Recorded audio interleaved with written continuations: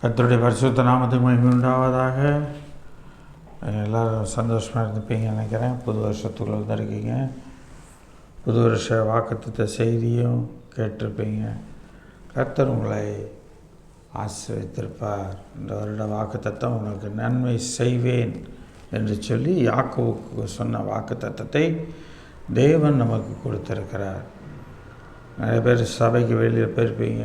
அங்கே என்ன செய்தி கொடுத்தாங்க, வாக்குத்தத்த செய்தி, அதுவும் உங்களுடைய வாழ்க்கையில் நிறைவேறுவதாக. கர்த்தர் உங்களை ஆசீர்வதிப்பாராக. இந்த நாளிலும் நம்ம கர்த்தருடைய செய்திக்குள்ளே பார்க்க போகிறோம். அந்த நன்மை குறித்ததான காரியம்தான் நம்ம பார்க்க போகிறோம். இன்றைக்கு பார்க்கக்கூடிய செய்தியில் நன்மை யாருக்கு நடக்கும், யாருடைய வாழ்க்கையில் நடக்கும் என்று நாம் பார்க்க போகிறோம். ஆக கண்களை மூடி நாம் செய்ப்போம். பிதாவே, இந்த நல்ல வேலைக்காக நன்றி செலுத்துகிறோம். இந்த அருமையான காலை வேளையில் நம்முடைய சமூகத்தில் வருகிறோம். ஆண்டவரே, இந்த நாளிலும் கூட கர்த்தாவே, இந்த வருஷத்தின் முதல் ஞாயிற்றுக்கிழமையில் கர்த்தருடைய வார்த்தையை நாங்கள் கேட்கும்படியாக எங்களுக்கு கொடுத்த ஸ்லாக்கியத்திற்காக ஸ்தோத்திரம். கர்த்தர் நீ தொடர்ந்து எங்களை காத்துக்கொள்ளும், வழி நடத்தும், ஆசீர்வதியும்பா. இன்றைக்கு கேட்கக்கூடிய செய்தி எங்களுக்கு ஆசீர்வதித்து தாரும். ஆண்டவரே, இந்த செய்தி அப்படியே ஆமென்றும் எங்களுக்குள் இருக்கட்டப்பா. கடந்த வருடத்தை போலல்ல, இந்த வருடம் ஆண்டவரை இன்னும் எங்களுக்கு அநேக ஆசீர்வாதங்களை, அநேக நன்மைகளை கொடுக்கும்படியாக கூட நான் ஜெபிக்கிறேன். நீர் பொறுப்படுத்திக் கொள்ளும், காத்துக்கொள்ளும், வழி நடத்துப்பா. உடைய நாமத்தை நீர் மையப்படுத்தும். இயேசுவின் நாமத்தில் ஜெபிக்கிறோம் ஜீவனுள்ள பிதாவே, ஆமென். கர்த்தருடைய பரிசுத்த நாமத்துக்கு மகிமை உண்டாவதாக. ஆதியாகமத்தின் புஸ்தகம் 32ஆம் அதிகாரம் 9ஆம் வசனம். பின்பு யாக்கோபு, என் தகப்பனாகிய ஆபிரகாமின் தேவனும் என் தகப்பனாகிய ஈசாக்கின் தேவனுமாய் இருக்கிறவரே, உன் தேசத்துக்கும் உன் இனத்தாரிடத்துக்கும் திரும்பிப்போ, உனக்கு நன்மை செய்வேன் என்று என்னுடனே சொல்லியிருக்கிற கர்த்தாவே, நீ மறுபடியுமாக நீ எங்கிருந்து வந்தாயோ, எங்கிருந்து புறப்பட்டு வந்தாயோ அந்த இடத்துக்கு நீ மறுபடியும் போ, நான் உனக்கு நன்மை செய்வேன் என்று சொல்லி அங்கே ஆண்டவர் அவனுக்கு வாக்கு கொடுத்திருக்கிறார். அந்த வாக்கை அவன் அதிகமாக விசுவாசிக்கிறவனாக அவன் இருக்கிறான். 12ஆம் வசனத்தை பாருங்கள், 11-12 பாருங்கள். என் சகோதரனாகிய ஏசாவின் கைக்கு என்னை தப்புவியும், அவன் வந்து என்னையும் என் பிள்ளைகளையும் தாய்மார்களையும் முறியடிப்பான் என்று அவனுக்கு நான் பயந்திருக்கிறேன்.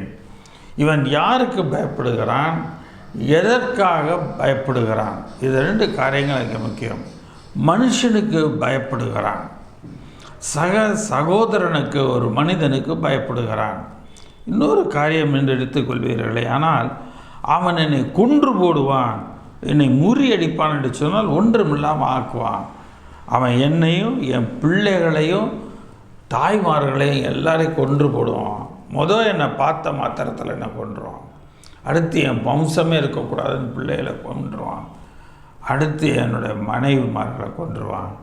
நான் இதற்கு பயந்திருக்கிறேன் என்று சொல்லுகிறான். சொல்லிட்டு அதே யாக்கோபு மறுபடியும் சொல்கிறாரு, தேவரீரோ நான் உனக்கு மெய்யாகவே நன்மை செய்து, தேவர் எனக்கு மெய்யாகவே நன்மை செய்து. இந்த வார்த்தை ஒரு அழுத்தத்தை கொடுக்கிறான். உண்மையாகவே நீர் நன்மை செய்து உன் சந்ததியை எண்ணி முடியாத கடற்கரை மணலைப் போல மிகவும் பெருக பண்ணுவேன் என்று சொன்னீரே என்று மறுபடியும் கர்த்தருடைய வசனத்திலே தான், கர்த்தருடைய வாக்கிலே தான் அவன் விழுகிறான். வேறு எதிலும் அல்ல, தேவனுடைய வார்த்தையிலே அவன் சார்ந்திருக்கிறான். எனக்கு அருமையான தேவனுடைய பிள்ளைகளை, நம்முடைய வாழ்க்கையில் வாக்குத்தத்தத்தை பெறுகிறவர்களாய் மாத்திரமல்ல, தேவனுடைய வார்த்தைகளை பெற்று காதலை வாங்குகிறவர்களாய் மாத்திரமல்ல, நாம் அந்த வார்த்தைகளை எல்லாம் நம்ம தியானிக்கிறவர்களாகவும் அந்த வார்த்தைகளை எல்லாம் தேவ சமூகத்தில் அறிக்கையிடுகிறவர்களாகவும் நாம் இருக்க வேண்டும். தேவன் இவனுக்கு நன்மை செய்வேன் என்று சொன்னார், அதை அவன் அறிக்கையிடுகிறான். அவன் சொல்லுகிறான், நீ மெய்யாகவே செய்வேன் என்று சொன்னீர் என்று சொல்லி அவன் சொல்லுகிறான். ஆக 3 விதமான காரியங்கள் பயத்தில் தன்னை கொன்று போடுவான், தன் பிள்ளைகளை கொன்று போடுவான், தாய்மார்களை கொன்று போடுவான். இந்த 3ஐயும் அந்த இடத்துல நடக்கிறது. நான் பயந்திருக்கிறேன், அந்த நிகழ்வு நடந்துவிடும் என்று சொல்லி நான் பயந்திருக்கிறேன் என்று அவன் அங்கே சொல்லுகிறான். ஆக தேவனுடைய சமூகத்தில் எனக்கு அருமையான தேவனுடைய பிள்ளைகளை, மனுஷனுடைய பயப்படுகிற பயம் கண்ணியை வருவிக்கும். இவனுக்கு மனுஷனுக்கு பயப்படுகிறவனாக இருக்கிறபடினால இவனுக்கு அது பிரச்சனையாகவே இவனுக்கு மாறுகிறது. ஆனால் இவன் தொடர்ந்து சுயமுயற்சியும் செய்கிறான். தன் சகோதரனை திருப்திப்படுத்துவதற்காக தன் சகோதரனுக்கு எல்லா காரியங்களும், மிருகங்கள் எல்லாம் பங்கு போட்டு அங்கே எல்லாவற்றையும் கொடுத்து அனுப்புகிறான் முன்னாடி. அதனால் என்ன பிரயோஜனம் உண்டாகும்? அவன் ஒருவேளை நான் கொடுத்து அனுப்பின அந்த பொருள்களெல்லாம் பார்த்து, மிருகங்களெல்லாம் பார்த்து என் மேலே கருணை வைப்பான். அப்படி உலக பிரகாரமாக நம்பிக்கை வைக்கிறவன் கர்த்தர்ட்ட ஜெபிக்கணுன்ற அவசியமே கிடையாது. ஆனால் அவன் எல்லாவற்றிலும் கர்த்தரை முழுவதும் சார்ந்திருந்தான், ஆனால் பயந்திருந்தான். இன்னைக்கு நம்முடைய வாழ்க்கையிலுமே நாம் ஜெபிக்கிறோம், கர்த்தருடைய சமூகத்தில் ஜெபிக்கிறோம், வேதம் வாசிக்கிறோம், தேவ செய்தி கேட்குறோம், எல்லாம் பண்ணுகிறோம். ஆனால் நடைமுறை வாழ்க்கையில் நாம் பயம் என்கிற ஒன்றுக்குள்ளே இருக்கிறோம். பயப்படுகிறோம், ஏதாவது நிகழ்ந்துருமோ, ஏதாவது நடந்துருமோ, இவங்க எப்படியாவது பண்ணிடுவாங்களோ, இவங்க ஏதாவது பிரச்சனை பண்ணிடுவாங்களோ என்று அங்கே பயந்து இருக்கிற ஒரு வாழ்க்கை. எனக்கு அருமையான தேவனுடைய பிள்ளைகளை, நீங்கள் பயப்படாதீங்க. கர்த்தர் நன்மை செய்வேன் என்று சொல்லியிருக்கிறார். யாக்கோபுக்கு மெய்யாகவே நன்மை செய்த கர்த்தர் நமக்கும் நன்மை செய்கிறவராய் இருக்கிறார், அந்த நன்மையை கொடுக்கிறவராய் இருக்கிறார். ஆகவே நாம் நன்மை பெற்றுக்கொள்ளுகிறவர்களாக நாம் இருப்போம். ஆதியாகமத்தின் புத்தகம் 45ஆம் அதிகாரம் 18ஆம் வசனத்தை பாருங்கள். உங்கள் தகப்பனையும் உங்கள் குடும்பத்தாரையும் கூட்டிக் கொண்டு என்னிடத்தில் வாருங்கள், நான் உங்களுக்கு எகிப்து தேசத்தின் நன்மையை தருவேன், தேசத்தின் கொழுமையை சாப்பிடுவீர்கள். கர்த்தர் அங்கே சொல்லுகிறார், என்னிடத்தில் வாருங்கள், நான் உங்களுக்கு எகிப்து தேசத்தின் நன்மையை தருவேன், தேசத்தின் கொழுமையை சாப்பிடுவீர்கள் என்று சொல்லி அங்கே அவன் சொல்லுகிறான். ஆக இந்த காரியங்களெல்லாம் நடக்க வேண்டும் என்று சொன்னால் கர்த்தருடைய வாக்குத்தத்தம் ஒருவருடைய வாழ்க்கையில் ஒரு பிடிமானமாக இருக்க வேண்டும். அநேக ஆசீர்வாதங்களுக்கு ஒரு பிடிமானமே தேவனுடைய வாக்குத்தத்தம் தான். அந்த வாக்குத்தத்தத்தை நாம் பற்றி கொண்டோமானால் நம்முடைய இருதயத்தின் ஆழத்தில் இருதயமாகிய அந்த பலகைகளை எழுதி வைப்போமானால் அது எப்பொழுதும் நமக்கு கிரியை செய்கிறதா இருக்கிறது. ஒரு பிரச்சனை வருவது போல இருக்கலாம், நான் உடனே ஆண்டவரே எனக்கு நன்மை செய்வேன் என்று சொல்லியிருக்கிற கர்த்தாவே, இந்த பிரச்சனை வருகிறது, இது ஒன்றும் இல்லாமல் போக பண்ணும் ஆண்டவரே, இதிலிருந்து எல்லாவற்றையும் என்னை மாற்றிவிடும் ஆண்டவரே என்று நீ கேட்பீர்களே. ஆனால் நிச்சயமாய் கர்த்தர் உங்களுக்கு மாற்றத்தை கொடுப்பார். கண்டிப்பாக உங்களுக்கு தேவன் மாற்றத்தை கொடுப்பார். எல்லாவற்றுக்கும் கர்த்தருடைய வாக்குத்தத்தம் தான் தீர்வு, வேறு எதுவும் தீர்வு அல்ல. இந்த வசனத்தை பார்க்கும்பொழுது 3 வித காரியங்களை செய்யும் பொழுது நன்மை நடக்கிறதாய் இருக்கிறது. 3 காரியங்களிலே நன்மை நடக்கிறதாய் இருக்கிறது. ரோமருக்கு எழுதின நிருபம் 8ஆம் அதிகாரம் 28ஆம் வசனம். முதலாம் காரியம், தேவனிடத்தில் அன்பு கூறுகிறவர்களுக்கு நன்மை நடக்கும். தேவனிடத்தில் அன்பு கூறுகிறவர்களுக்கு நன்மை நடக்கும். ரோமர் 8:28.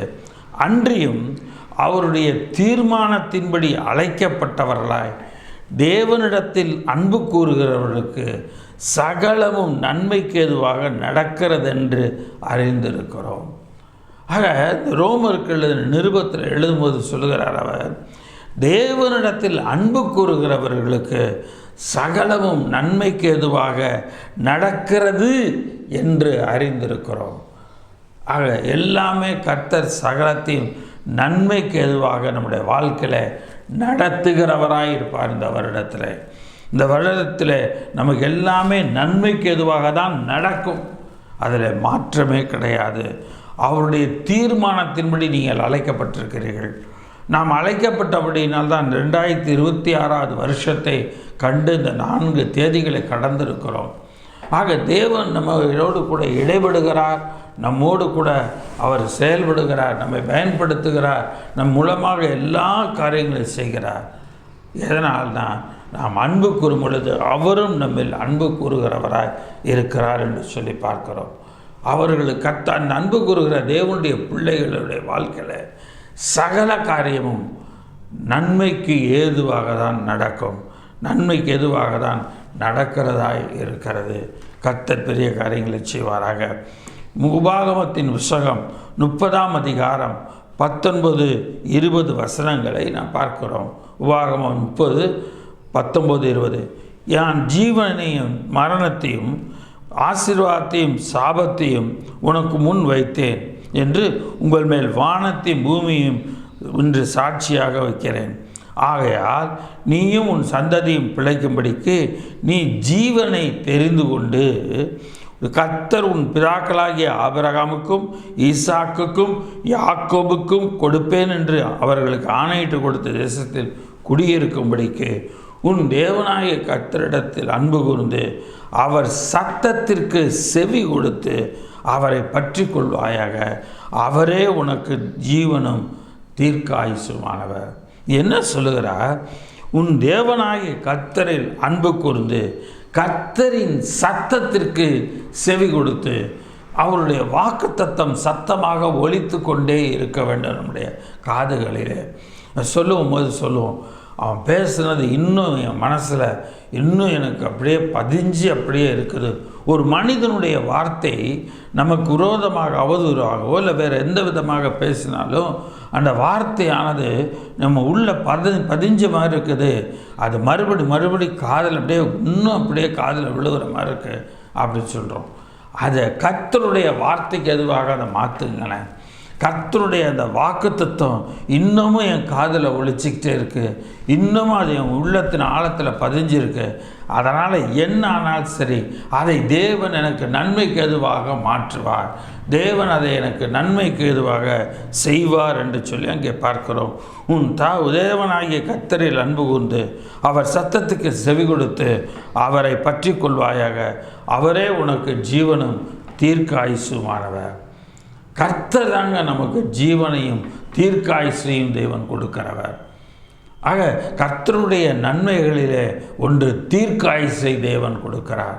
எத்தனை வருடம் நாம் வாழ வேண்டும் என்று முன்னறிந்திருக்கிறாரோ, முன்குறித்திருக்கிறாரோ, தெரிந்து கொண்டிருக்கிறாரோ அந்த தேவன் அத்தனை வருடங்கள் வரைக்கும் நம்மை நம்மில் அவர் மகிமைப்படும்படியாக நம்மைக்கு தீர்க்காயுசை கர்த்தர் கொடுப்பார். நமக்கு எத்தனை வருஷம் வாழ வேண்டும் என்கிற அந்த தீர்க்காயுசை தேவன் கொடுக்கிறவராக இருக்கிறார். அதே அதிகாரம் 8-9 பாருங்கள். உபாகமம் 30, 8, 9. நீயோ மனம் திரும்பி கர்த்தரின் சத்தத்திற்கு செவி கொடுத்து நான் என்று உனக்கு கற்பிக்கிற அவருடைய எல்லா கற்பனைகளின்படியும் செய்வாய். அப்பொழுது உனக்கு நன்மை உண்டாகும்படி உன் தேவனாகிய கர்த்தர் உன் கைகள் செய்யும் எல்லா வேலைகளிலும் உனக்கு நன்மை உண்டாகும்படி என்று சொல்லி பார்க்கிறோம். அப்போ நன்மை உண்டாகும்படிக்கு என்ன செய்கிறாராம்? உன்னுடைய கைகள் செய்யும் எல்லா வேலைகளிலும், இந்த கை செய்யக்கூடிய எல்லா வேலையிலும், உன் கர்ப்பத்தின் கனியிலும், உன் மிருக ஜீவனின் பலனிலும், உன் நிலத்தின் கனியிலும் உனக்கு பரிபூரணம் உண்டாக செய்வார். ஆக தேவன் அந்த பரிபூரணத்தை உண்டாக்குகிறவராக தேவன் அங்கே இருக்கிறார். எதில் கைகள் செய்யக்கூடிய எல்லா வேலைகளிலும், இந்த வருடத்தில் நம்முடைய கை செய்யக்கூடிய எல்லா வேலையிலும் அந்த எல்லா வேலைகளையும் நமக்கு நன்மையாக தேவன் மாற்றுவார். அது நம்முடைய வாழ்க்கைக்கு நன்மையாக இருக்கும், நம்முடைய குடும்பத்துக்கு நன்மையாக இருக்கும், நம்முடைய எல்லா வாழ்க்கையில் எல்லாவற்றுக்கும் ஆசீர்வாதமாக இருக்கும். உன் கற்பத்தின் கடியிலும் உன் மிருக ஜீவனின் பலனிலும். இன்றைக்கு மிருக ஜீவன்கள் இல்லாதவர்களுக்கு என்ன சொல்லலாம்னா வாகனங்கள். அந்த வாகனங்கள் ஆசீர்வாதமாக இருக்கும். 2 சக்கர வாகனமோ அல்லது 4 சக்கர வாகனமோ 3 சக்கர வாகனமோ உங்களுக்கு அது ஆசீர்வாதமாக இருக்கும். உன் நிலத்தின் கனியிலும், இந்த நிலத்திலிருந்து பயிரிடப்படுகிற எல்லா பயிர் வகைகள், நிலத்திலிருந்து வளருகிற எல்லா காரியங்களிலும் தேவன் பரிபூரணம் உண்டாக்குகிறவராயிருக்கிறார். ஆக எனக்கு அருமையான தேவனுடைய பிள்ளைகளே, கர்த்தரிடத்தில் அன்பு கூறுகிறவர்களுக்கு நன்மை நடக்கும் என்று சொல்லும் பொழுது அது பரிபூர்ணமாக தேவன் அதை நமக்கு நடத்த செய்ய வல்லவராயிருக்கிறார். பரிபூர்ணமாக நடத்துகிறார். அப்போ அந்த இடத்துல தேவனை நான் பற்றி கொள்ள வேண்டும். ஆண்டவரே, எனக்கு நன்மை செய்வேன் என்று சொல்லி இருக்கிற கர்த்தாவே, எனக்கு பரிபூர்ண நன்மையை செய்யும் அப்பா. என்னுடைய வாழ்க்கையில் பரிபூர்ணம் உண்டாகும்படிக்கு எனக்கு நன்மை செய்யும். நான் நன்மையை அனுபவிக்கிறவளாக நான் இருக்க வேண்டும். எனக்கு நன்மையை செய்யும் ஆண்டவரே என்று சொல்லி நீங்கள் கேளுங்க. கர்த்தர் நன்மையை உங்களுக்கு பரிபூர்ணமாய் உண்டாகும்படி செய்வார். நீங்கள் ஒரு வேலை செய்கிறீங்களா? ஆண்டவரே, இந்த வேலையை நான் செய்ய போகிறேன், இப்போ இந்த வேலையை செய்ய போகிறேன், இந்த வேலையை நான் நல்லபடியாக ஆசீர்வாதமாய் செய்து முடிக்க எனக்கு கிருபை தார். ஒரு சின்ன ஜெபம், ஒரு 2-3 வார்த்தையில் சொல்லி ஜெபத்தை பண்ணிட்டு அந்த காரியத்தை செய்யுங்க. அது நன்மையாக உங்களுக்கு நடக்கும். அது நன்மையாக நீங்கள் செய்து முடிப்பீர்கள். அதில் மாற்றம் ஒன்றுமே கிடையாது. யாத்ராகமத்தின் புஸ்தகம் 20ஆம் அதிகாரம் 6ஆம் வசனம். யாத்ராகமம் 20:6. என்னிடத்தில் அன்பு கூர்ந்து என் கற்பனைகளை கைக்கொள்ளுகிறவர்களுக்கோ 1000 தலைமுறை மட்டும் இரக்கம் செய்கிறவராயிருக்கிறேன். என்னிடத்தில் அன்பு கூர்ந்து என் கற்பனைகளை கைக்கொள்ளுகிறவர்களுக்கு, தேவனிடத்தில் எவன் அன்பு கூறுகிறாங்களோ அவர்கள் அவருடைய கற்பனைகளை கைக்கொள்ளுகிறவர்களாக இருப்பார்கள். அவர் அந்த ஆசீர்வாதத்தை பெற்றுக்கொள்வதற்குரிய காரியங்கள் தான் அந்த கைக்கொள்ளுகிறது என்று சொல்லி நாம் பார்க்கிறோம். அவருடைய கற்பனைகளுக்கு கைக்கொள்ளுகிறவர்களுக்கு 1000 தலைமுறை மட்டும் அவர் என்ன செய்கிறாராம்? இரக்கம் செய்கிறவராக இருக்கிறாராம். நம்முடைய பிள்ளைகளுக்கு நாம் வீடு வாங்கி கொடுத்தோமா, அல்லது கார் வாங்கி வைத்திருக்கிறோமா, வாகனத்தை வாங்கி கொடுத்தோமா, அது ஆசீர்வாதம், கைகள் பிரயாசின் ஆசீர்வாதம். ஆனால் தேவனுடைய இரக்கம் என்பது 1000 தலைமுறை மட்டும் நம்முடைய பிள்ளைகளுக்கு அதை செய்ய வேண்டும். அது நம்முடைய பிள்ளைகளுடைய வாழ்க்கையில் அவருடைய சந்ததியாக கர்த்தருடைய வருகை தாமதிக்கும் போது அந்த சந்ததி வரைக்கும் அது இரக்கம், கர்த்தருடைய இரக்கத்தை பெறுகிறவர்களாக இருக்க வேண்டும். அந்த அளவுக்கு தேவன் அங்கே ஆசீர்வாதத்தை கூறுகிறார். என்னிடத்தில் அன்பு கூர்ந்து என் கற்பனைகளை கை கொள்ளுகிறவர்களுக்கு நான் 1000 தலைமட்டும் நன்மை செய்கிறவராக இருக்கிறார். மார்க் எழுதின சுவிசேஷம் 12ஆம் அதிகாரம் 30ஆம் வசனம். மார்க் 12:30. உன் தேவனாகிய கர்த்தரிடத்தில் உன் முழு இருதயத்தோடும், உன் முழு ஆத்மாவோடும், உன் முழு மனதோடும், உன் முழு பலத்தோடும் அன்பு கூறுவாயாக என்பதே பிரதான கற்பனை. அப்போ கர்த்தரில் அன்பு கூறுகிறவர்களுக்கு நன்மை நடக்கும் என்று சொன்னால் எப்படிங்க நான் என்னோடய அன்பை வெளிப்படுத்தணும்? நீ உன் முழு இருதயத்தோடும் நீ அன்பு கூறணும். உன் முழு ஆத்மாவோடும் அன்பு கூறணும். உன் முழு மனதோடு அன்பு கூறணும். உன் முழு பலத்தோடு அன்பு கூறணும். ஆக முழு இருதயம், முழு ஆத்மா, முழு மனது, முழு பலம், இந்த 4 காரியத்தின் மூலமாக நாம் அன்பு கூறுகிறவர்களாக இருக்க வேண்டும். ஏனோ தானே வசனத்தை கேட்டுட்டு போகிறவங்களாக இருக்கக்கூடாது. முழு இருதயத்தோடு கேட்குறவங்களாக இருக்கணும். முழு இருதயத்தோடு ஆண்டவர்கள் அன்பு கூறுகிறவர்களாக இருக்க வேண்டும். முழு ஆத்மாவோடும் அன்பு கூறுகிறவர்களாக இருக்க வேண்டும். முழு மனதோடும் அன்பு கூறுகிறவர்களாக இருக்கணும். முழு பலத்தோடும் அன்பு கூறுகிறவர்களாக இந்த காரியத்தில் இருந்தோமானால் தேவன் நமக்கு ஒரு பெரிய ஆசீர்வாதத்தை கொடுக்கிறார். அன்பு கூறுகிறவர்களுக்கு நன்மை நடக்கும். நிச்சயமாக தேவன் நடக்கச் செய்கிறவராய் இருக்கிறார். சங்கீதத்தின் புஸ்தகம் 31ஆம் அதிகாரம் 23ஆம் வசனம். சங்கீதம் 31:23. கர்த்தருடைய பரிசுத்தவான்களே, நீங்கள் எல்லோரும் அவரில் அன்பு கூறுங்கள். உண்மையானவனை கர்த்தர் தற்காத்து இடும்பு செய்கிறவனுக்கு பூரணமாய் பதிலளிப்பார். கர்த்தருடைய பரிசுத்தவான்கள், அவரில் அன்பு கூறுகிறவர்கள். ஆக யாரெல்லாம் பரிசுத்தவான்களாக இருக்கிறார்களோ அவர்கள் கர்த்தரில் அன்பு கூறுகிறார்கள்.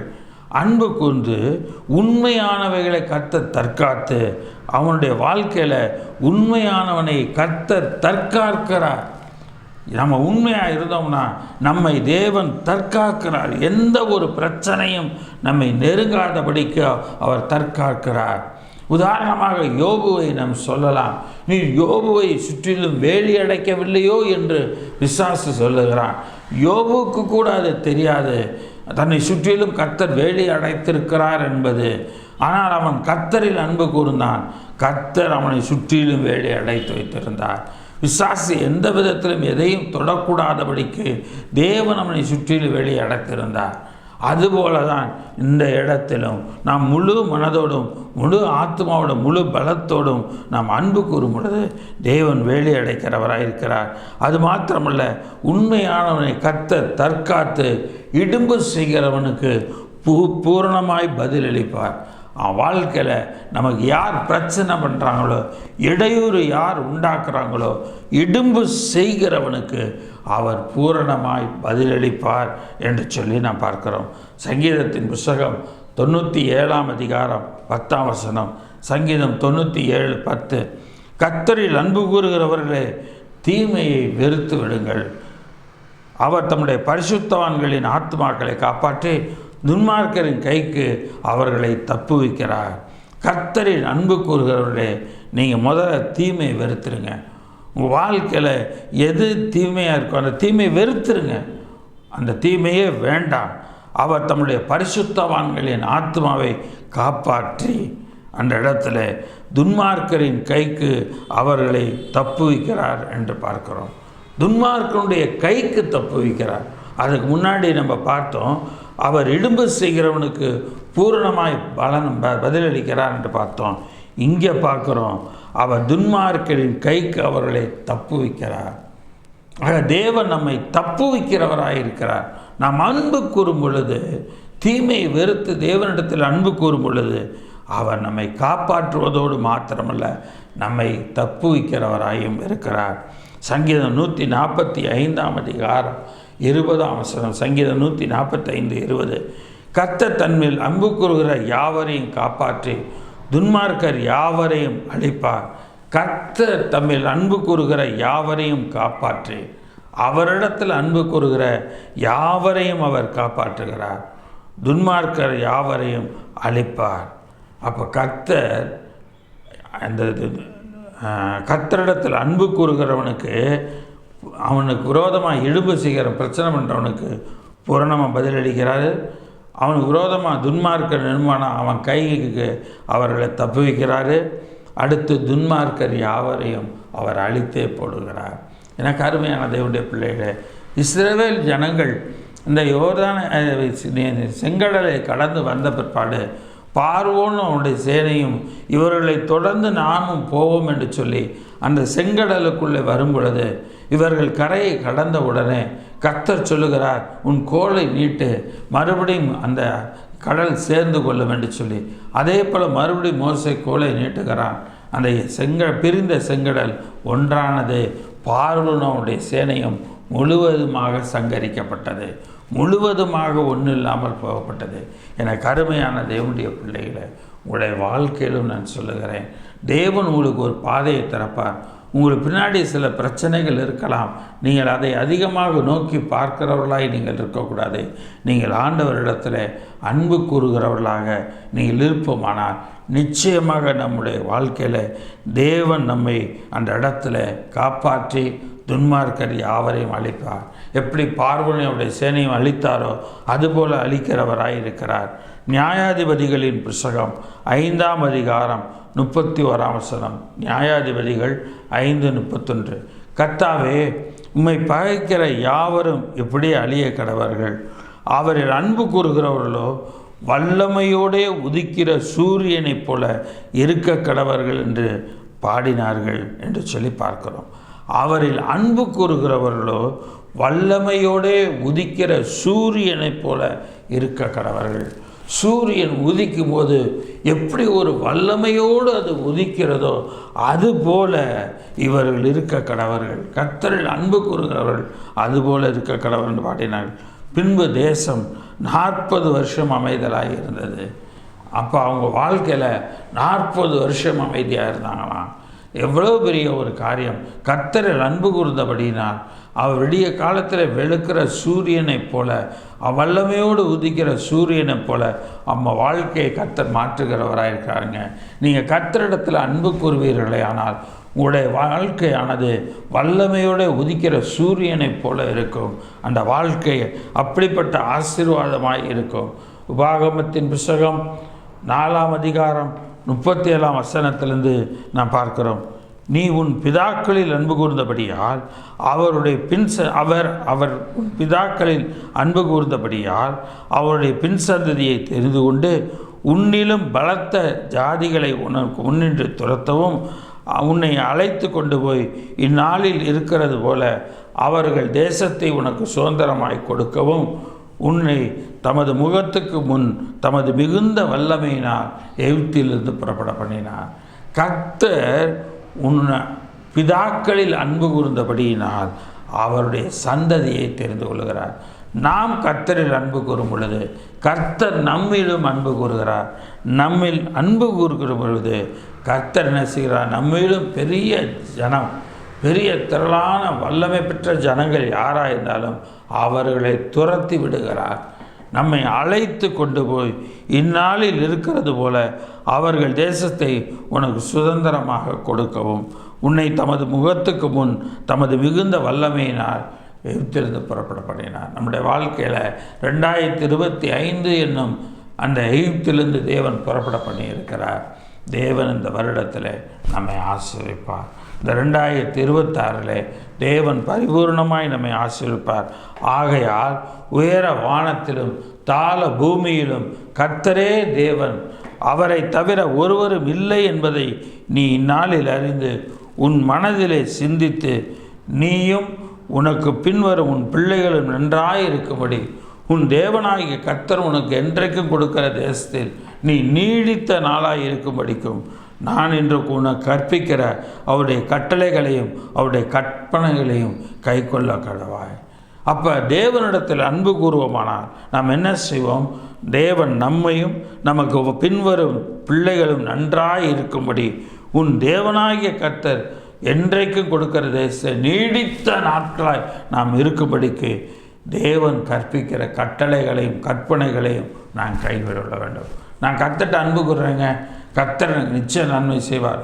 இந்த வைராக்கியம் பெரிதல்ல, ஆனால் அவருடைய கட்டளைகளையும் அவருடைய கற்பனைகளையும் யார் கர்த்தரில் அன்பு கூறுகிறார்களோ அவர்கள் கை கொள்ள வேண்டும். யார் கர்த்தரில் அன்பு கூறுகிறார்களோ அவர்களை தேவனும் அன்பு கூறுகிறார். ஆக தேவன் அந்த இடத்துல நன்மையை செய்கிறார். நமக்கு முன்பாக எவ்வளோ பெரிய பிரச்சனையாக இருந்தாலும் அதை ஒன்றுமில்லாமல் போக பண்ணுகிறார். கர்த்தர் பெரிய காரியத்தை செய்கிறார். உபாகமத்தின் புத்தகம் 13ஆம் அதிகாரம் 3ஆம் வசனம். உபாகமம் 13:3. அந்த தீர்க்கதரிசியாகிலும் அந்த சொப்பனக்காரனாகிலும் சொல்லுகிறவர்களை கேளாதிருப்பீர்களாக. உங்கள் தேவனாகி கர்த்தரிடத்தில் நீங்கள் முழு இருதயத்தோடும் முழு ஆத்மாவோடும் அன்பு கூறுகிறீர்களோ இல்லையோ என்று அறியும்படிக்கு உங்கள் தேவனாகிய கர்த்தர் உங்களை சோதிக்கிறார். ஆக நம்ம போய் குறி கேட்குறவன்ட்ட சொப்பனக்காரன்ட்ட போய் குறி கேட்கறதுக்காக போகக்கூடாது. தேவன் நம்மை சோதிக்கும்படிக்கு, தேவன் நாம் அவரிடத்தில் அன்பு கூறுகிறோமா இல்லையா என்பதை பார்க்கும்படிக்கு, அறிந்து கொள்ளும்படிக்கு நம்மை சோதித்திருக்கிறார். சில சமயங்களில் தேவன் நம்மை சில பிரச்சனைகளில் கைவிடுவது போல இருக்கும். அது உண்மையாக அது இல்லைங்க. தேவன் நம்மோடு கூட இருக்கிறார். நம்ம ஆத்மாவோட முழு இருதயத்தோடும் நாம் ஆண்டவர்கள் அன்பு கூறுகிறோமோ என்று நம்மை சோதித்திருக்கிறவர் நம்முடைய கர்த்தராக இருக்கிறார். ஆக நாம் ஏமாற்ற முடியாது, பொய் சொல்ல முடியாது. நான் உண்மையில் அன்பு கூறுகிறேன் ஆண்டவரே, பொய் சொல்ல முடியாது. உண்மையாக அன்பு கூறுறோம்னா அது வெளியில் தெரியும், கண்டிப்பாக தெரிந்துக்கப்படும். ஆக அன்பு கூறுவோமானால் கர்த்தர் பெரிய காரியங்களை செய்வார். யோவான் எழுதின சுசேஷம் 14ஆம் அதிகாரம் 21ஆம் வசனம். யோவான் 14:21. என் கற்பனைகளை பெற்றுக்கொண்டு அவைகளை கை கொள்ளுகிறவனே என்னிடத்தில் அன்பாயிருப்பான். என்னிடத்தில் அன்பாயிருக்கிறவன் என் பிதாவுக்கு அன்பாயிருப்பான். நானும் அவனில் அன்பாயிருந்து அவனுக்கு என்னை வெளிப்படுத்துவேன். ஸோ இந்த இடத்துல இயேசு சொல்லுகிற வார்த்தை, என் கற்பனைகளை கை கொண்டு அவைகளை கை கொள்ளுகிறவனே என்னிடத்தில் அன்பாயிருக்கிறான். அப்போ இயேசு கிறிஸ்து சொல்கிற வார்த்தை என்ன? அவருடைய கற்பனை, அவர் என்ன சொன்னாரோ அந்த வார்த்தையை ஏற்று அவைகளை கை கொள்ளுகிறவர்களாக இருக்க வேண்டும். அவர்களை கை கொள்ளுகிறவர்களாக இருக்கும்போது நாம் அவர்களுடைய அன்பாக இருக்கிறவர்களாக இருக்கிறோம். என்னிடத்தில் அன்பாக இருக்கிறவன் என் பிதாவில் அன்பாக இருப்பான், நானும் அவனில் அன்பாக இருந்து அவனுக்கு என்னை வெளிப்படுத்துவேன். நாம் புதிய ஏற்பாட்டு கால விசுவாசியாக இருக்கிறோம். இயேசு நம்மிடத்தில் அவரை வெளிப்படுத்துகிறவராக இருக்கிறார். அவருடைய நாமத்தினாலே நாம் ஜெபம் செய்யும் பொழுது, அவருடைய நாமத்தை நாம் உச்சரிக்கும் பொழுது அதற்குரிய பலனை, அதற்குரிய ஆசீர்வாதத்தை தேவன் நமக்கு தருகிறவராக இருக்கிறார். எல்லாவற்றையும் பண்பட செய்கிறார். இந்த இடத்துல 23ஆம் வசனத்தில் பாருங்கள், இயேசு அவனுக்கு பிரதியுத்தரமாக, ஒருவன் என்னில் அன்பாக இருந்தால் அவன் என் வசனத்தை கை கொள்ளுவான் என்று சொல்லுகிறார். நீங்கள் அன்பாக இருந்தீங்கன்னா கர்த்தருடைய வசனத்தை நாம் கை கொள்ளுவோம். அவனில் என் பிதா அன்பாக இருப்பார், நாங்கள் அவனிடத்தில் வந்து அவனோடைய வாசம் பண்ணுவோம். இல்லையா? ஒருவன் என்னில் அன்பாக இருந்தால் அவன் என் வசனத்தை கை கொள்ளுவான், அவனில் என் பிதா அன்பாக இருப்பார், நாங்கள் அவனிடத்தில் வந்து அவனுடைய வாசம் பண்ணுவோம். என்னில் அன்பாக இராதவன் என் வசனங்களை கை கொள்ள மாட்டான். நீங்கள் கேட்குற வசனம் என்னுடையதாக இராமல் என்னை அனுப்பின பிதாவினுடையதாக இருக்கிறது. பழைய ஏற்பாட்டு காலத்தில் தீர்க்கதரிசிகள் மூலமாக, பிதாக்களின் மூலமாக கர்த்தர் அந்த ஜனங்களோடு பேசினார். ஆனால் இங்கே பார்க்கிறோம், இயேசு நம்மோடு நேரடியாக பேசுகிறார். பிதாவாகிய தேவன் தம்முடைய குமாரனாகிய இயேசுவின் மூலமாக நேரடியாக நம்மிடத்தில் பேசுகிறார். என்னில் அன்பாயிராதவன் என் வசனங்களை கை கொள்ள மாட்டான். அப்போ கர்த்தருடைய வசனங்களை கை கொள்வோமானால் நீங்கள் கேட்குற வசனம் என்னுடையதாயிராமல் என்னை அனுப்பின பிதாவினுடையதாக இருக்கிறது. நீங்கள் கேட்குற வசனம் என்னுடையதாயிராமல் என்னை அனுப்பின பிதாவினுடையதாக இருக்கிறது. அப்போ என்ன வசனத்தை கை கொண்டீங்கன்னு சொன்னால் என்னை ஏற்றுக்கொள்கிறீங்க, என் பிதாவையும் ஏற்றுக்கொள்ளுங்க. என்னில் அன்பு கூறுறீங்க, என் பிதாவில் அன்பு கூறுகிறீர்கள். நான் உங்களுடனே தங்கி இருக்கையில் இவைகளை உங்களுக்கு சொன்னேன். என் நாமத்தினாலே பிதா அனுப்ப போகிற பரிசுத்த ஆவியாகிய தேற்றவாளனே எல்லாவற்றையும் உங்களுக்கு போதித்து நான் உங்களுக்கு சொன்ன எல்லாவற்றையும் உங்களுக்கு நினைப்பூட்டுவார். ஆக ஒருவேளை நாம் மறந்து போயிட்டோம், ஆண்டவரே இது மறந்துருச்சு, இது என்னன்னே புரியல, விளங்காமல் போயிடுச்சு. இல்லை, ஆவியானவர் இப்பொழுது நமக்கு காலம், பரிசுத்த ஆவியானுடைய காலத்தில் இருக்கிறோம். தேற்றவாளனாகிய தேவனுடைய காலத்தில் இருக்கிறோம். தேற்றவாளனாகிய தேவன் நம்மை நடத்துகிறவராக இருக்கிறார், நமக்கு நன்மை செய்கிறவராக இருக்கிறார். எனக்கு அருமையான தேவனுடைய பிள்ளைகளே, கர்த்தரை நாம் பற்றி கொள்ளுகிறவர்களாக இருக்க வேண்டும். தேவனில் முதலாவது காரியமாக நாம் பார்க்குறோம், கர்த்தரிடத்தில் அன்பு கூறுகிறவர்களுக்கு சகலமும் நன்மைக்கு எதுவாய் நடக்கிறது. இரண்டாவது, நன்மையை அறிக்கை செய்கிறவர்களுக்கு நன்மை நடக்கும். யார் யாரெல்லாம் நன்மையான காரியத்தை அறிக்கை செய்கிறாங்களோ, நான் நல்லா வாழ்வேன், நான் நல்லா இருப்பேன், என் கடனெல்லாம் அடைக்கப்பட்டு, என் பணப்பிரச்சனையெல்லாம் சரி செய்யப்பட்டு, நான் கையில் மீதியான பணம் எடுக்கத்தக்க அளவில் நான் ஆசீர்வாதமாக இருப்பேன், எனக்கு தேவையில்லாத செலவு வராது. ஆக நன்மையை அறிக்கை செய்ய வேண்டும். வாழ்க்கையில் அறிக்கை செய்கிறவர்களுக்கு நன்மை நடக்கும். சங்கீதத்தின் புஸ்தகம் 23ஆம் அதிகாரம் 5-6 வசனங்களை பார்க்கலாம். சங்கீதம் 23:5-6. என் சத்துருக்களுக்கு முன்பாக நீர் எனக்கு ஒரு பந்தியை ஆயத்தப்படுத்தி என் தலையை எண்ணெயால் அபிஷேகம் பண்ணுகிறீர், என் பாத்திரம் நிரம்பி வழிகிறது. ஆக நன்மையை அறிக்கையிடுகிறார் சங்கீதக்காரனாகிய தாவீது. என் சத்துருக்களுக்கு முன்பாக நீர் எனக்கு ஒரு பந்தியை ஆயத்தப்படுத்தினீர், அதோடு மாத்திரமல்ல என் தலையை எண்ணெயால் அபிஷேகம் பண்ணுகிறேன், என்னை அபிஷேகம் உள்ளவனாக மாற்றுகிறேன். இப்போ என் பாத்திரம் நிரம்பி வழிகிறது, நிரம்பி வழிகிறது, ஒரு குறையும் இல்லாதபடிக்கு அது நிரம்பி வழிகிறதா இருக்கிறது. என் ஜீவனுள்ள நாளெல்லாம் நன்மையும் கிருபையும் என்னை தொடரும். அப்போ நன்மையை அறிக்கை செய்கிறவர்களுக்கு நன்மை உண்டாகும், நன்மை நடக்கும். இங்கே என் ஜீவனுள்ள நாளெல்லாம் நன்மையும் கிருபையும் என்னை தொடரும் என்று சொல்லும் பொழுது அவனை தொடரக்கூடியதாக இருக்கிறது. கர்த்தருடைய வீட்டிலே நீடித்த நாட்களாய் நிலைத்திருப்பேன். நான் கர்த்தருடைய வீட்டில் நீடித்த நாட்களாய் நிலைத்திருப்பேன். அவன் அறிக்கையிட்டபடியே தேவன் அவனுடைய தீர்க்காயுசு வரைக்கும் அவன் கர்த்தருடைய வீட்டில் இந்த உலக வாழ்க்கையில் ஆசீர்வாதமாய் தாவீது வாழ்ந்தான். தாவீதை போல நாமும் சொல்லுவோமானால் நம்முடைய தீர்க்காயுசு வரைக்கும் தேவன் நம்மோடு கூட இடைபடுகிறவராய் இருக்கிறார். நம்மோடு கூட இடைவிட்டு நமக்கு நன்மை செய்கிறவராய் இருக்கிறார். என கருமையான தேவனுடைய பிள்ளைகளே, சங்கீதத்தின் புஸ்தகம் 34 அதிகாரம் 12 வசனம், சங்கீதம் 34:12, நன்மையை காணும்படி ஜீவனை விரும்பி நீடித்த நாட்களை அபேட்சிக்கிற மனுஷன் யார்? நீடித்த நாள் வாழணுன்ற அந்த வாழ்க்கையை வெறுக்கிற அல்லது தவிர்க்கிற மனுஷன் யார்? நீ எதுக்குடா டாக்டர்கிட்ட போகிற, உடம்பு சரியில்லை டாக்டர்கிட்ட போகிறேன், ஏன் அதுக்கு ஏன் போகிற, வீட்டில் இருக்க வேண்டியதானே? இல்லை போய் மருந்து சாப்பிட்ணும். அப்போ உள்ளுக்குள்ளே என்ன பயம்? நான் செத்து போயிடக்கூடாது, இந்த வியாதினால் நான் இதாகிடக்கூடாது, வாழணுன்ற அந்த ஆசை அங்கே இருக்குது. அதுதான் இங்கே சொல்கிறாரு. நீடித்த நாட்களை வெறுக்கிற மனுஷன் யார்? அவன் நல்லா வாழணும், நன்மையை காணும்படி ஜீவனை விரும்புகிறவன் அந்த இடத்துல நல்லதாக வாழ்ந்திருப்பான். கர்த்தருடைய வசனம் சொல்லுகிறது, 15 வசனம் பாருங்கள். கர்த்தருடைய கண்கள் நீதிமான்கள் மேல் நோக்கமாக இருக்கிறது, அவருடைய செவிகள் அவர்கள் கூப்பிடுதலுக்கு திறந்திருக்கிறது. ஆக நன்மை அறிக்கை செய்ய வேண்டும். நீதிமான்கள் மேல் நோக்கமாக இருக்கிறது, அவருடைய செவிகள் நீதிமான்கள் கூப்பிடுகிறதற்கு திறந்திருக்கிறது. கர்த்தருடைய செவி திறந்திருக்கிறது. 17 வசனத்தை பாருங்கள். நீதிமான்கள் கூப்பிடும்போது கர்த்தர் கேட்டு அவர்களுடைய எல்லா உபத்திரவங்களுக்கும் நீங்களாக்கி விடுகிறார். நீதிமான்கள் கூப்பிடும்போது கர்த்தர் கேட்டு அவருடைய எல்லா உபத்திரவங்களிலிருந்தும் நீங்களாக்கி விடுவிக்கிறார். எல்லா உபத்திரவத்திலேருந்து 1 2 அவன் வாழ்க்கையில் எத்தனை உபத்திரவம், அந்த எல்லா உபத்திரவங்களுக்கும் நீங்களாக்கி விடுவிக்கிறார். புதிய ஏற்பாட்டில் சொல்கிறார், உலகத்தில் உங்களுக்கு உபத்திரவங்கள் உண்டு, ஆனாலும் திடன் கொள்ளுங்கள், நான் உலகத்தை ஜெயித்தேன் என்று அவர் சொல்லுகிறார். ஆனால் இனி சங்கீதக்காரத்தில் பார்க்குறோம், அந்த உபத்திரவம் நமக்கு இருக்கும், ஆனால் அந்த உபத்திரவங்களால் எந்த சேதம் வராமல் அதிலிருந்து நீங்களாக்கி விடுவிக்கிறார்.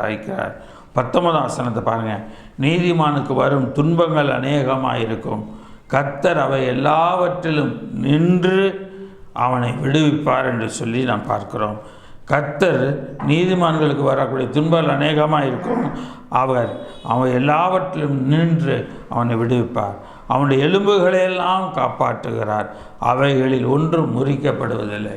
அவனுடைய எல்லா எலும்புகளையும் கர்த்தர் காப்பாற்றுகிறார், அவைகளில் ஒன்றும் முறிக்கப்படுவதில்லை என்று சொல்லி நாம் பார்க்கிறோம். எனக்கு அருமையான தேவனுடைய பிள்ளைகளை, நம்முடைய வாழ்க்கையில் ஒரு பலவீனம் கூட வராதுங்க, ஒரு சுகவீனம் கூட வராது. எப்போ தெரியுமா? நாம் நன்மையை அறிக்கையிடும்போது. நம்ம என்ன அறிக்கையிடுறோம்? எல்லாம் என் தலையெழுத்து, இதெல்லாம் அனுபவிக்கணும்னு எனக்கு எழுதி வச்சுருக்கு, இதெல்லாம் இந்த கன்றாவியெல்லாம் நான் பார்க்கணுன்னு எழுதி வச்சுருக்கு. அதுதான் கன்றாவின்னு தெரியுதில்ல, அதுதான் அசிங்கம்னு சொல்ல தெரியுதில்ல. அப்புறம் ஏன் அதை பற்றி பிடிக்கிறீங்க? அப்புறம் ஏன் அதை யோசிக்கிறீங்க? அதையும் அறிக்கையிடுறீங்க. நீங்கள் அறிக்கையிடுங்க. தேவன் இவைகளெல்லாம் அல்ல, இதுக்கு மேலான ஆசீர்வாதத்தை காண செய்வார். இவைகளையெல்லாம் கடந்து தேவன் எனக்கு மேல் வைத்திருக்கிற ஆசீர்வாதத்தை நான் காணுவேன் என்று சொல்லுங்கள். கர்த்தர் அதை செய்கிறவராயிருக்கிறார். லூக்கா எழுதின சுவிசேஷம் 7 அதிகாரம் 29 வசனம். லூக்கா 7:29. யோவானுடைய உபதேசத்தை கேட்ட ஆயக்கார முதலான சகல ஜனங்களும் அவனால் ஞானஸ்நானம் பெற்று தேவன் நீதிபரர் என்று அறிக்கையிட்டார்கள்.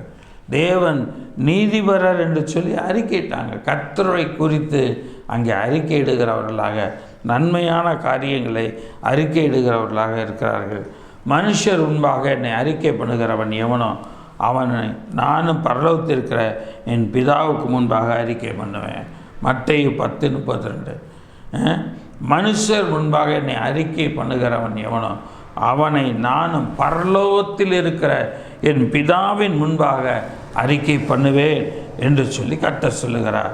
மனுஷர் முன்பாக என்னை மறுதலிக்கிறவன் எவனோ அவனை நானும் பரலோகத்தில் இருக்கிற என் பிதாவின் முன்பாக மறுதலிப்பேன் என்று சொல்லி சொல்லுகிறார். நெகேமியா தீர்க்கதரிசியின் புத்தகம் 1ஆம் அதிகாரம் 6ஆம் வசனத்தை பாருங்கள். நெகேமியா 1:6. உமது அடியாராகிய இஸ்ரவேல் புத்திரருக்காக இன்று இரவும் பகலும் உமக்கு முன்பாக மன்றாடி இஸ்ரவேல் புத்திரராகிய நாங்கள் உமக்கு விரோதமாய் செய்த பாவங்களையும் அறிக்கையிடுகிற அடியனுடைய ஜெபத்தையும் கேட்கிறதுக்கு உம்முடைய செவிகள் கவனித்தும் உம்முடைய கண்கள் திறந்து நிற்பதாக. நானும் என் தகப்பன் வீட்டாரும் பாவம் செய்தோம். நாங்கள் கண்களுக்கு முன்பாக வெட்கம் கட்டவர்களாய் நடந்தோம்.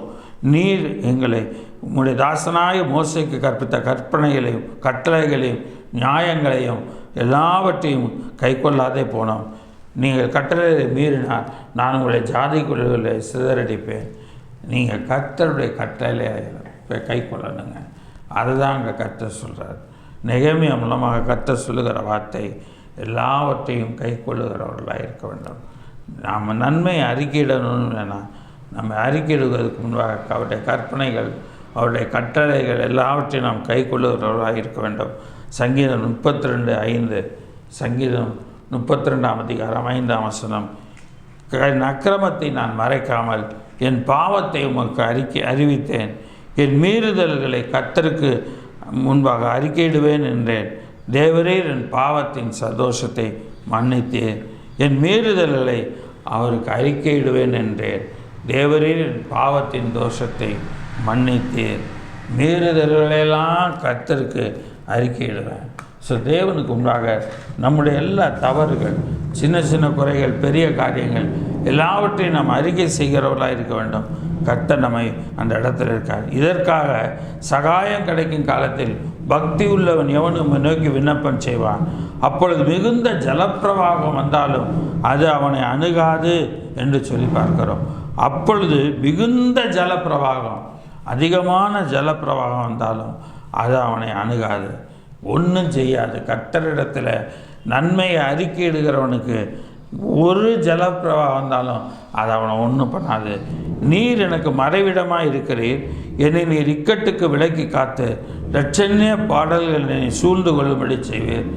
நீர் எனக்கு மறைவிடமாக இருக்கிறீர். என்னை நீர் இக்கட்டுக்கு விலக்கி காத்து இரட்சண்ய பாடல்கள் என்னை சூழ்ந்து கொள்ளும்படி செய்கிறேன்.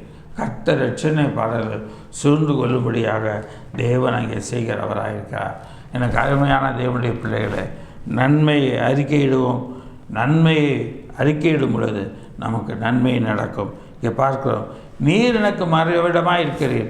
நன்மையை அறிக்கையிடுகிறான். நீர் இக்கட்டுக்கு விலகி காத்து இரட்சண்ய பாடல்களை சூழ்ந்து கொள்ளும்படி செய்வீர். இவன் நன்மையை அங்கே அறிக்கையிடுகிறவனாக இருக்கிறான். அதை அப்படியே அவன் வாழ்க்கையில் அனுபவித்தான். அதுதான் இன்றைக்கு நம்முடைய வாழ்க்கையில்.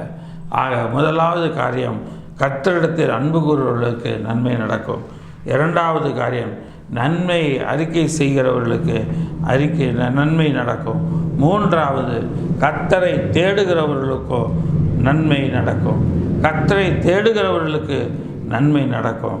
சங்கீதத்தின் புத்தகம் 34ஆம் அதிகாரம் 10ஆம் வசனம். சங்கீதம் 34:10. சிங்கக்குட்டிகள் தாழ்ச்சி அடைந்து பட்டினியாக இருக்கும். கர்த்தரை தேடுகிறவர்களுக்கோ ஒரு நன்மையும் குறைபடாது. சிங்கக்குட்டிகள் தாழ்ச்சி அடைந்து பட்டினியாய் கிடக்கும். கர்த்தரை தேடுகிறவர்களுக்கோ ஒரு நன்மையும் குறைபடாது. ஒரு சின்ன அளவில் கூட ஒரு நன்மையும் குறைபடாது. எனக்கு இது குறையுதுன்னு நம்ம நினைக்காதபடிக்கு எல்லாம் எனக்கு இருக்குது, எல்லாத்தையும் கர்த்தர் கொடுத்துருக்கிறார், எல்லாவற்றையும் நான் அனுபவிக்கும்படி கர்த்தர் எனக்கு செய்திருக்கிறார் என்று நாம் சொல்லுகிறோம். கர்த்தரை தேடுகிறவர்களுக்கோ ஒரு நன்மை குறைபடாது. நீதிமொழிகளின் புத்தகம் 8ஆம் அதிகாரம் 17ஆம் வசனம். நீதிமொழிகள் 8:17. என்னை சிநேகிக்கிறவர்களை நானும் சிநேகிக்கிறேன். அதிகாலையில் என்னை தேடுகிறவர்கள் என்னை கண்டடைவார்கள் என்று சொல்லி சொல்கிறார். ஆக என்னை சிநேகிக்கிறவர்களை நானும் சிநேகிக்கிறேன். அதிகாலையில் என்னை தேடுகிறவர்கள் என்னை கண்டடைவார்கள். விடியற் காலத்தில் கர்த்தரை தேடும்போது நாம் கர்த்தரை கண்டடைய முடியும். நமக்கு கர்த்தரை தேடுறோமா நம்ம பாருங்கள். நம்முடைய வாழ்க்கையில் கர்த்தரை பரிபூர்ணமாக தேடுறோமா, இல்லை ஏனோ தானோன்னு கர்த்தரை தேடுறவர்களாக இருக்கிறோமா, நம்ம ஆராய்ந்து பார்க்க வேண்டும். ஆமோஸ் தீர்க்கதரிசியின் புத்தகம் 5ஆம் அதிகாரம் 4ஆம் வசனத்தை பாருங்கள். ஆமோஸ் 5ஆம் அதிகாரம் 4ஆம் வசனம். கர்த்தர் இஸ்ரவேல் வம்சத்தாருக்கு சொல்லுகிறது என்னவென்றால், என்னை தேடுங்கள் அப்பொழுது பிழைப்பீர்கள். இஸ்ரவேல் வம்சத்தாருக்கு சொல்லுகிறது என்னவென்றால், என்னை தேடுங்க, என்னை தேடுங்க, அப்பொழுது நீங்கள் பிழைப்பீங்க என்று சொல்லி அவர் அங்கே சொல்லுகிறார். அப்போ கர்த்தரை தேடும் பொழுது நாம் பிழைத்திருப்போம், எல்லா ஆசீர்வாதத்திலும் நாம் பிழைத்திருப்போம். 14ஆம் வசனத்தை பாருங்கள். நீங்கள் பிழைக்கும்படிக்கு தீமையை அல்ல நன்மையை தேடுங்கள், அப்பொழுது நீங்கள் சொல்லுகிறபடியே சேனைகளின் தேவனாகிய கர்த்தர் உங்களோடு இருப்பார். பிழைக்கும்படிக்கு தீமையை அல்ல, நீ வாழ்ந்திருக்கும்படிக்கு தீமையை அல்ல நன்மையை தேடு. அப்போ நீங்கள் சொல்லுகிறபடியே சேனைகளின் தேவனாகிய கர்த்தர் உங்களோட கூட இருப்பார். அப்போ நன்மையை தேடுங்க. அப்போ கர்த்தரை தேடுறவங்களுக்கு நன்மையை கண்டடைவாங்க. அப்போ நம்முடைய வாழ்க்கையில் நன்மையை தேடணும்னு சொன்னால் கர்த்தரை தேடணும். கர்த்தர் இருந்தாலே எல்லா நன்மையும் அங்கே இருக்கும். ஆண்டவராக இயேசு கிறிஸ்து இருந்த எல்லா இடத்துலையும் எல்லா வியாதிகாரனும் சுகமானான், எல்லா பிரச்சனைகளுக்கும் வெளியில் வந்தான், எல்லா தரித்திரனும் அங்கே ஐஸ்வர்யத்தில் இருந்தான். ஆக கர்த்தர் இருக்கிற இடத்துல ஒரு நன்மையும் குறைபடாதுங்க. கர்த்தர் அந்த காரியங்களை செய்கிறவராக இருக்கிறார். சகரியா தீர்க்கதரிசியின் புத்தகம் 8ஆம் அதிகாரம் 21 முதல் 23 வசனங்கள் வரைக்கும். சகரியா 8:21-23. ஒரு பட்டணத்தின் குடிகள் மறுபட்டணத்தின் குடிகளிடத்தில் போய் நாம் கர்த்தருடைய சமூகத்தில் விண்ணப்பம் பண்ணவும் சேனைகளின் கர்த்தரை தேடவும் தீவிரித்து போவோம், வாருங்கள் நாங்களும் போவோம் என்று சொல்லுவார்கள். அநேக ஜனங்களும் பலத்த ஜாதிகளும் எருசலேமிலே சேனைகளின் கர்த்தரை தேடவும் கர்த்தருடைய சமூகத்தில் விண்ணப்பம் பண்ண வராங்க. ஏங்க கர்த்தரை தேடுறாங்க? கர்த்தருடைய சமூகத்தில் விண்ணப்பம் பண்ண வராங்க. எதை விண்ணப்பம் பண்ண வராங்க? தங்களுடைய வாழ்க்கையில் நன்மை நடக்க வேண்டும் என்பதை தேவனிடத்தில் விண்ணப்பமாக ஏறெடுக்க தேவ சபைக்கு வந்தார்கள், தேவ ஆலயத்துக்கு வந்தார்கள். பார்க்கிறோம், அந்நாட்களில் பலவிதமான பாஷைக்காரராகிய புறஜாதியாரில் 10 மனுஷர் ஒரு யூதனுடைய வஸ்திரத்தை உங்களை பிடித்து கொண்டு தேவன் உங்களோட இருக்கிறார் என்று கேள்விப்பட்டோம், ஆகையால் உங்களோட கூட போவோம் என்று சொல்லி அவனை பற்றி கொள்ளார். உங்களோட அநேகர் உங்களோட வந்து சேருவாங்க. நீ என்ன உங்களோட என்ன தெரியல, நீ செய்கிறதெல்லாம் நடக்குது, எல்லாம் வாய்க்குது, எப்படி இது, என்ன ரகசியம் சொல்லுங்கன்னு சொல்லுவாங்க. வேறு ஒன்றும் இல்லைங்க, நான் கர்த்தரை தேடுறேன், கர்த்தரிடத்துல கேட்குறேன், ஆண்டவர் எனக்கு நன்மையாக செய்கிறாரு. அப்போ அவங்களும் அதை கேட்டோன்னே நாங்களும் அப்படியே நாங்களும் கர்த்தரை தேடுறோங்க, எங்களுக்கும் கர்த்தர் நன்மை செய்யணும், எங்களுக்கும் கர்த்தர் நன்மை செய்யும்படிக்கு நாங்கள் என்ன செய்யணும்னு உங்கள்கிட்ட கேட்பாங்க. வாங்க நீங்கள் சபைக்கு வந்து பாருங்கள், என்னுடைய ஆலயத்துக்கு வந்து பாருங்கள், கர்த்தர் உங்களுக்கு பெரிய காரியங்களை செய்வார் என்று கர்த்தர் உங்களுக்கு சொல்லுகிறவராக இருக்கிறார். புலம்பலின் புஸ்தகம் 3ஆம் அதிகாரம் அந்த இடத்துல பாருங்கள், 22-26 வரைக்கும். புலம்பல் 3:22-26. நாம் நிர்மூலமாகாதிருப்பது கர்த்தருடைய கிருபையே, அவருடைய இரக்கங்களுக்கு முடிவில்லை, அவைகள் காலைகள் தோறும் புதியவைகள், உமது உண்மை பெரிதாய் இருக்கிறது. கர்த்தரின் பங்கு என்று என் ஆத்துமா சொல்லும், ஆகையால் அவரிடத்தில் நம்பிக்கை கொண்டிருப்பேன். கர்த்தருக்கு காத்திருக்கிறவர்களுக்கும் அவரை தேடுகிற ஆத்துமாவுக்கும் கர்த்தர் நல்லவர். கர்த்தருக்கு காத்திருக்கிறவர்களுக்கும் கர்த்தரை தேடுகிற ஆத்துமாவுக்கும் கர்த்தர் நல்லவர். நீங்கள் காத்திருக்கீங்களா? கர்த்தருக்காக கர்த்தரை தேடினீங்களா? கர்த்தர் உங்களுக்கு நல்லவராக இருப்பார், உங்களுக்கு நிச்சயம் நன்மை செய்வார்.